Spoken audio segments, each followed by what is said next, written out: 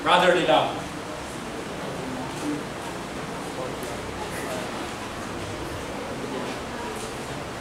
Kaya, new Christian are given what? Continuous what? Care and attention. Tuloy. Tuloy. Makapag-communicate kayo. I-follow up nyo. Kaya, sarap po ng ganang mga kapatid. Masarap. Isang araw, hindi nyo alam yung mga naging bisita nyo. Kaya sila Tatay Ruel. Makita nyo, tumatayo na dito isang araw. Amen. Amen. Kaya nga lang makita natin, saka sila Tatay Ruel. Muna yan, hindi yan nakaganito. Pero naka-stocks na, nakapolo na, di ba? Masaya sa pakiramdam. Amen. Mula sa binabago ng Panginoon. Mula loob hanggang labas.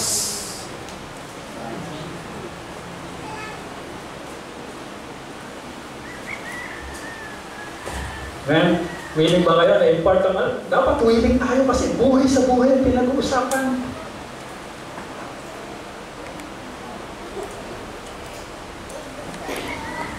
Hindi natin alam nandiyan broken relationship. Yung iba dyan, may mga pinagdadaanan. Gusto na magpakamatay. May insecurity. Ano pa yung tinatawag? Yung self-esteem is mababa. Ako yung natutuwa, sabi ni Pablo sa bisita ni Pablo. Sabi ng bisita ni Paulo, ka-text ni Paulo Pero alam naman ibon yun. Sabi nung bisita nila Paulo, bakit ang bait-bait mo sa amin? Bakit ang bait-bait mo sa akin? Dapat ganun talaga yung attitude. Na makita nila na nagpa-follow up sa'yo, binagong buhay. Amen? Amen. Ang nagpa-follow up sa'yo, binago ni Kristo. Amen? Amen. Nagre-reflect ang kabaitan, gentleness, continuous care, and what? Attention. Mahirapan talaga tayo i-follow up sila kapag hindi binagong buhay tayo. Okay, let's follow up. Because you were dear unto us. Mahalin niyo po yung inyong mga dinadala sa Panginoon. Dahil mahal kayo sa amin. And then, pangalawa, new Christians are made to what? To be at home in our church. At home.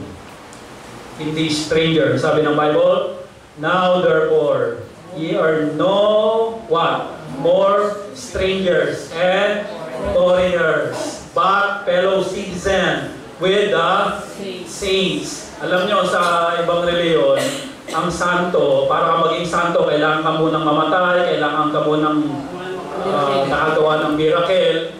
Ang saints sa kanila, kailangan mamatay muna. Pero sa Bible, hindi po. Mga buhay.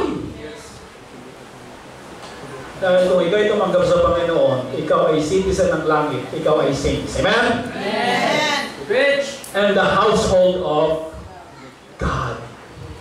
Okay. Kailangan ang pakiramdam nila sa loob ng church, sila ay at home. At home. Hindi sila yung foreigner. Hindi sila stranger. Kung hindi at home. Nararamdaman nila sila ay welcome. Welcome ka dito.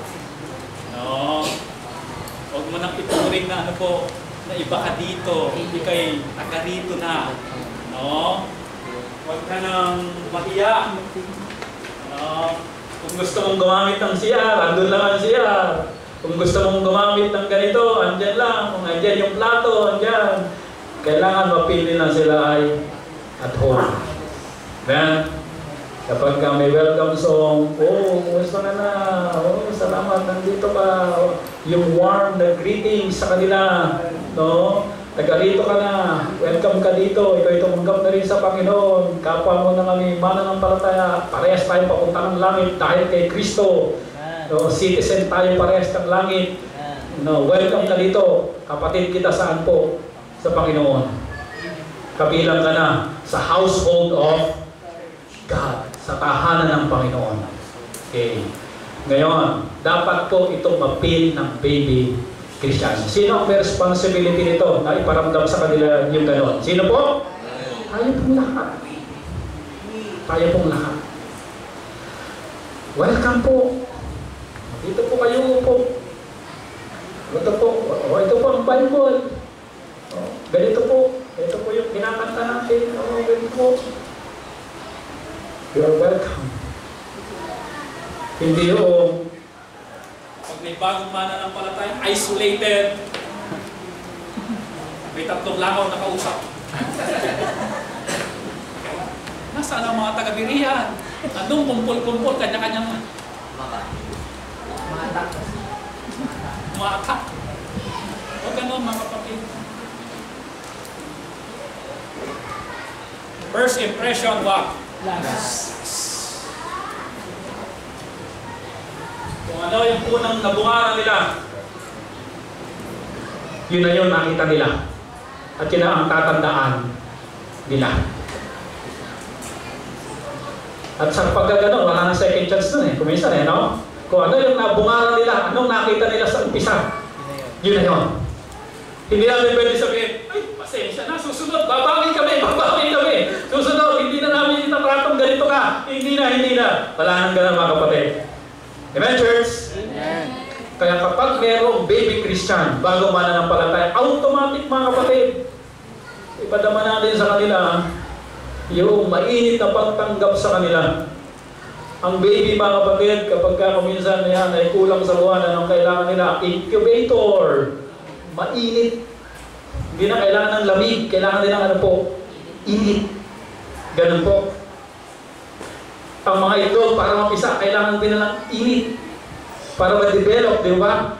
Kailangan nila ng init na pagtanggap mula sa atin para sila ma-develop. Amen? Amen? Amen. Hindi na kayo strangers, hindi na kayo foreigners. Anong masabihin natin? Don't talk to what? Strangers. Kapag hindi mo kailangan kausap ang bisita mo, stranger yun, di ba? O yung bago mananampalataya, stranger yun. Pero ang sabi ng Bible, hindi na kayo stranger. Kakausapin na namin kayo, amen? Amen. And foreigners. hindi na kayo foreigners.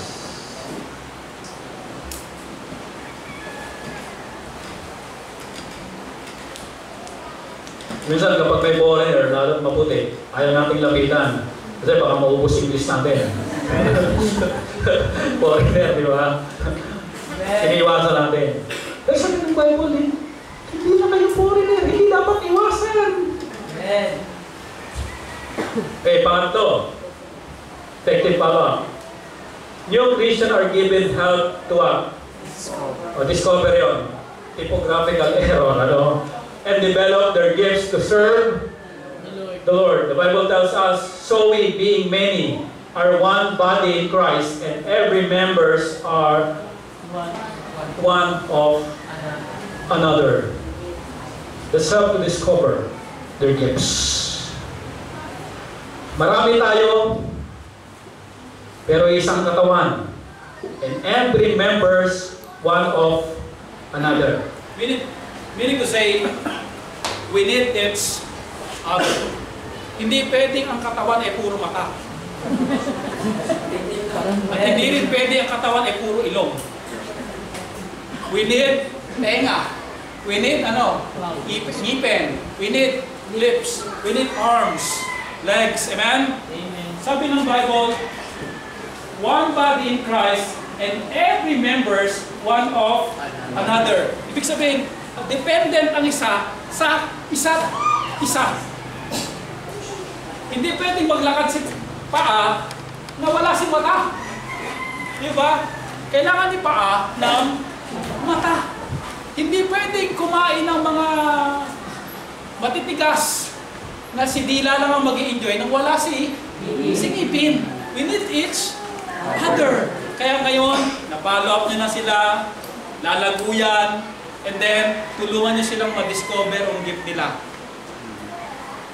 Dati si Johnny lang ang tumutugtog. Merong naging bisita, na-discover yung gift nila. Marunong din palang tumugtog. O di pahinga siya. Di ba? Merong kumakanta rito. Yung mga nawin nyo, marunong palang kumanta. O di pahinga po minsan yung ibang kumakanta.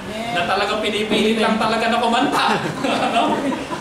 Na talagang eto yung nota, eto yung kanta niya. Kung minsan nandito yung nota, eto naman yung kanta niya. Ano, hindi matamaan, hindi masapol. Pero walang kakanta eh. Hindi pinipilit na lang, amen? Eh, nakapag-win kayo na magaling. Yung nota, pag eto sapul talaga. Na kahit pakinggan nila bamboo, talagang ma-impress, di ba? The voice. Sakto lahat ng nota. Di ba? Amen. Payag ba kayo ipagpilitan ng sarili nyo na hindi naman talaga yun ang tip nyo? Mahihirapan kayo. Imbang hindi ka naman talaga karpintero, tukpo ka ng tukpok. Miya-miya kulay asul na daliri mo. Amen? We need seeds.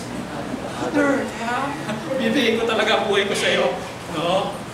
Kaya yung mga magulang ko minsan, mga magulang, kapag hindi sila naging nurse o naging doktor, gusto nila anak nila maging nurse o doktor. Di ba?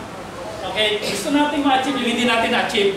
Kung minsan, hindi talaga natin ma-achieve yung pwede natin gawin sa Panginoon na merong gagawa nito. At ito pala ay katangian ng mga baby Christian. That's why we need to what? To follow up. Amen? Amen.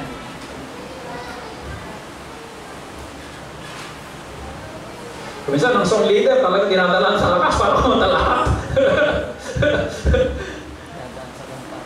Pero meron palang mas magaling pa. Na baby Christian pa lang. Na magaling magpawit. Pag kumumpas, parang kang inihele. Sa duya ni nanay. Church. We need To help. To discover. Develop their gifts to serve the Lord. Ito ba ang sabi ng Bible? Having the gifts differing, talaga magkakaiba, according to the grace that is given unto us. Whether prophecy, according to the proportion of what? Faith. Meron talagang iba-ibang gift o kakayanan na binigay ang Panginoon sa mananampalataya. According to the proportion of faith. Depende kung ano yung proportion ng kanilang pananampalataya sa Panginoon. We need each other. Let's help them to discover their own gifts. Amen? Amen. Tulungan natin. mahalaga na i-follow sila. Mahalaga po. Kung sa basketball nga po, may tinatawag na drop. Di ko ba? Meron silang kinukuha na iba. Nire-recruit to empower their what? Their teams. Amen? Amen? May import to empower their what? Teams. Oh. Mahusay pala yung mga naging bisita nyo, yung mga baby Christian na yan. Matutuklasan nyo lang yan pag na-follow up natin ng maayos. Tama po ba? Amen. Tama po ba? Amen. Oh, follow up po natin. Follow up po natin. Oh. O si Brother Jaime, kapag nawala na doon, wala na yung sound man. O meron palang magaling doon. No? Dating DJ. Ano?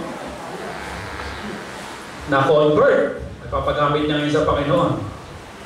Magugulat kayo, may naka-headset na dyan.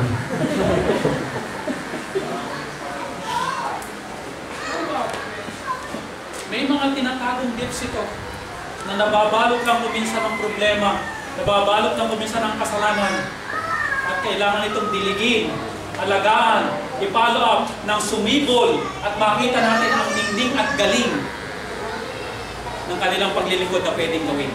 Amen. Kala natin kuminsan basura, nung pala hindi. Meron palang nakatago doon.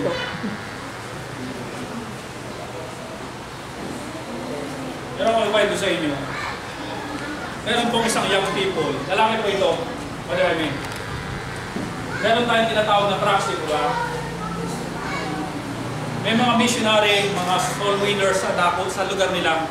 Binigyan itong taong ito. Alam niyo yung ginawa ng lalaki ito? Pinupunit niya pag binibigyan siya sa harapan pa ng mga Kristiyano. Ginagawa. Ay, pambira sa sama loob mo pagka ano ka ginagawa ka sa harapan talaga ng mga Kristiyano. Alam niyo yung mga Kristiyano hindi tumigil. Bigay pa rin, pag napadaan pa rin sa kanila, binibigyan pa rin ng tracts. Isang araw nagka-problema itong young people na ito. Binasa yung tracts. Alam mo ba kung ano nangyari ngayon? Pastor na! Oo. Amen, church? Amen. Mahalaga po na i-follow up. Pangit kasi pastor ugali ng kapitbahay namin kaya hindi kumadala sa church eh. Yun nga maganda eh. Yun nga gusto baguhin ng Panginoon. Amen. Amen. Amen. As I said, may mga tao talagang nababalot lang ng mga problema. Nababalot lang ng pita ng laman, nababalot ng kasakiman, nababalot ng immorality, nababalot ng addiction. Pero pag yan ay nakakilala sa Panginoon, yung balot na yun matatanggal at makikita yung kanyang ningning. At pwede niya igamitin sa paglilingkod sa Panginoon. Amen. But we need to become what? Responsible sa kanila. Amen? Amen. Pangapat. 30 ito pangapat na tayo. Amen. Okay lang po ba? Amen. Andiyan pa po ba kayo? Amen. Takikin nyo muna katabi nyo ha. Okay na lang ba? Pangapat pa lang, ilang pa? 30 yan. 26. Yes. Minsan, ito nakakatabi sa ating kumisan. Kapag probinsyano, talaga naman tutok na tutok tayo. Tapos kapag magkukomersyal, tsaka tayo tatakbo sa sila. Basta lakasan natin TV, panarinig natin. Pagka word of God,